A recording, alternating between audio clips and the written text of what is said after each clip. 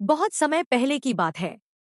एक दूर दराज राज्य में एक बहादुर राजा रहता था, राजा वीरभान। उसकी दो रानियां थीं, रानी सौम्या और रानी विशाखा। सौम्या बहुत दयालु और सच्ची थी, जबकि विशाखा थोड़ी ईर्ष्यालु और चंचल स्वभाव की थी। एक दिन राजा वीरभान शिकार पर जंगल गया। सुबह की धूप में जंगल सुनसान और शांत था, लेकिन जैसे जैसे वह गहराई में गया, उसे एक अजीब सी सरसराहट सुनाई दी। तभी एक बूढ़ी औरत उसके सामने आई, सफेद बाल, लाल आंखें और बुरी मुस्कान। राजा वीरभान, मैं तुम्हारी रानी बनना चाहती हूँ। राजा चौंक गया। उसने झट से कहा, तू कौन है पिशाचनी? दूर हट। पर वो औरत हंसी, और फिर उसकी असली शक्ल सामने आई, लंबे नाखून, सड़ा हुआ चेहरा और खून से भरी आंखें। वो थी एक पिशाचनी, जिसे सालों पहले शापित किया गया था कि जब तक कोई राजा उसे पत्नी नहीं बनाएगा, वो नरक में सड़ती रहेगी।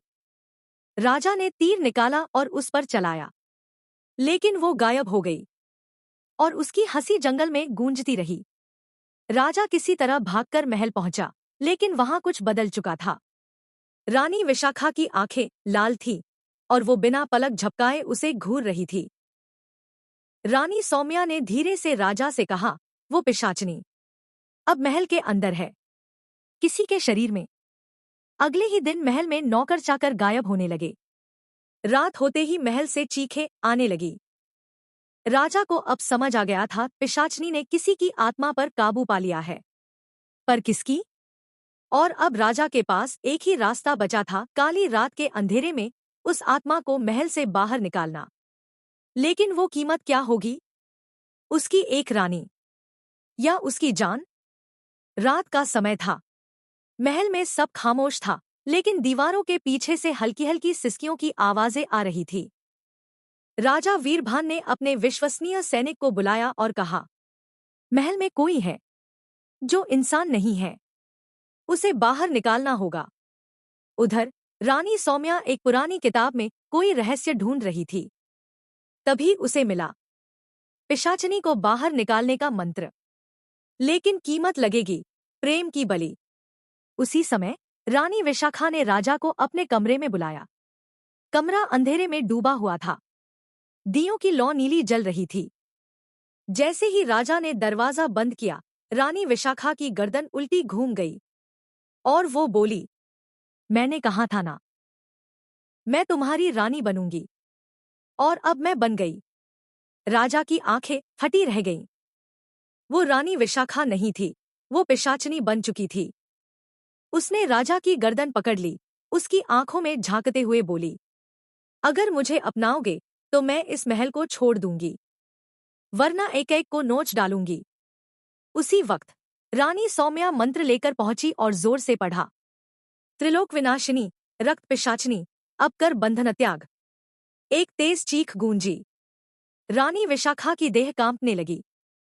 पिशाचनी चीखी, नहीं, मेरा प्यार अधूरा नहीं रह सकता। लेकिन मंत्र पूरा होते ही उसका शरीर जलने लगा और वो धुएं में बदल गई। लेकिन जाते जाते उसने शाप दिया, हर पूर्णिमा की रात मैं लौटूंगी, जब तक कोई सच्चे प्यार से मुझे अपनाएगा नहीं। महल तो बच गया, लेकिन आज भी उस राज्य में हर पूर्णिमा की रात लोग अपने घरों में बंद रहते हैं। कहते हैं, रानी विशाखा के कमरे से अब भी कोई लड़की गाती है, राजा मेरा, प्रेम मेरा, कौन बनेगा अब सच्चा मेरा? सालों बीत गए।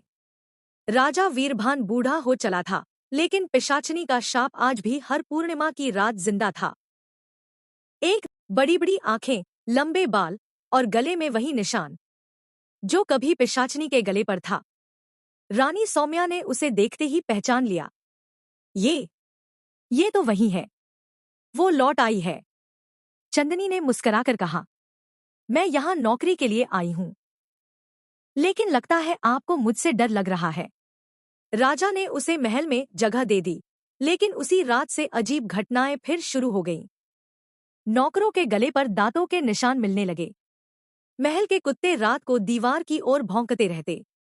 और सबसे भयानक, राजा के पोते अर्जुन ने सपना देखा कि कोई लड़की उसे कह रही है, तुम ही हो मेरा सच्चा प्यार। अर्जुन ने चंदनी से बात की। उसे उसमें कुछ अलग सा महसूस हुआ, मानो दोनों का कोई पुराना रिश्ता हो। एक रात पूर्णिमा की थी। महल में फिर वही पुराना नीला उजाला फैला। अर्जुन छत पर गया।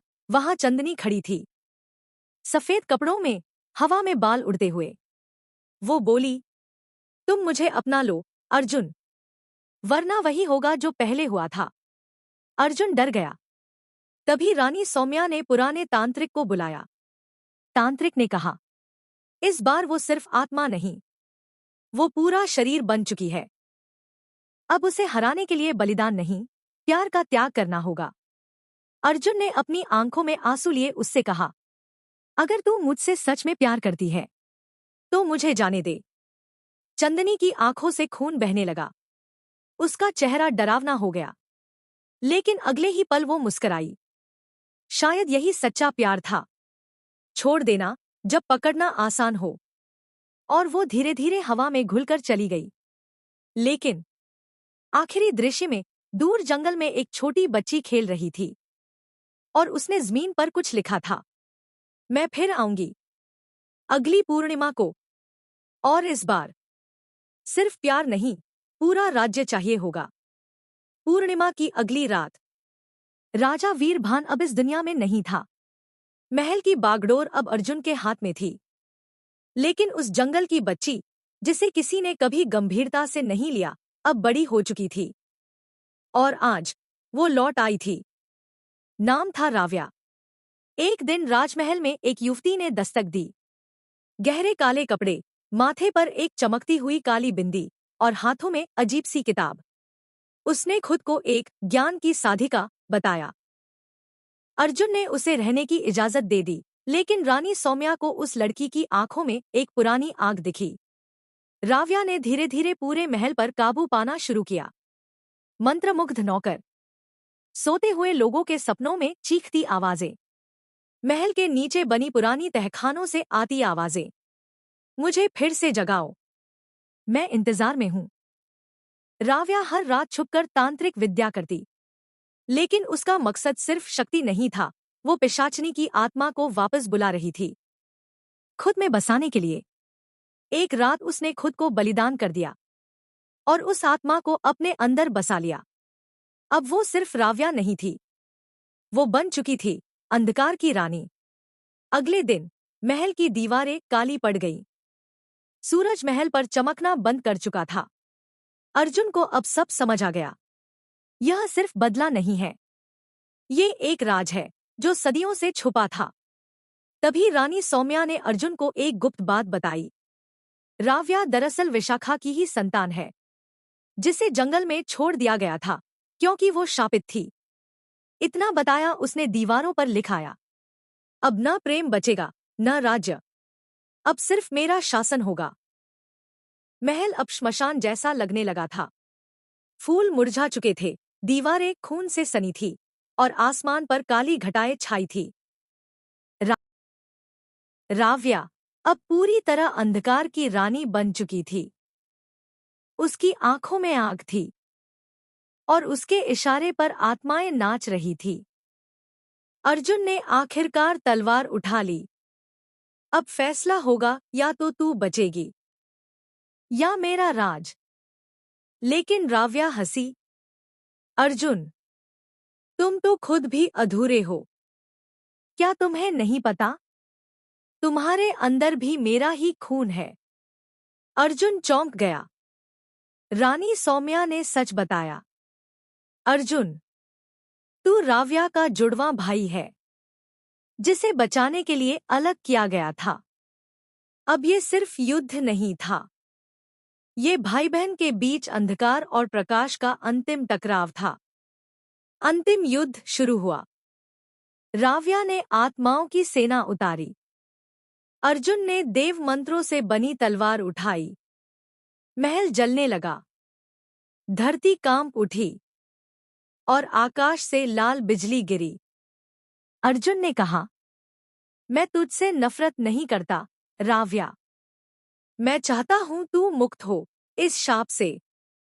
राव्या की आंखों में एक पल को आंसू आए, लेकिन फिर उसने चिल्लाया, शाप मैं नहीं, ये दुनिया है जिसने मुझे छोड़ा, मुझे पिशाचनी बना दिया। अर्जुन ने आखिरी मंत्र पढ़ा। प्रेम की अग्नि में जले शाप का धागा। रह जाए सिर्फ आत्मा, न शक्ति, न भाग्य। एक तेज प्रकाश फैला। राव्या की आत्मा हवा में उठी। उसका चेहरा फिर मासूम हो गया और वो धीरे धीरे रोते हुए बोली, काश मुझे पहले समझा होता। और वो भस्म हो गई। शांति में। कहानी का अंत। महल फिर से रोशन हुआ। पूर्णिमा की रात फिर आई, लेकिन इस बार कोई पिशाचनी नहीं, कोई चीख नहीं। अर्जुन राजा बना, लेकिन उसने राव्या के लिए एक मंदिर बनवाया, जहां लिखा है, कभी कभी बुराई नहीं, बस भूखा प्यार भी दुनिया को हिला सकता है।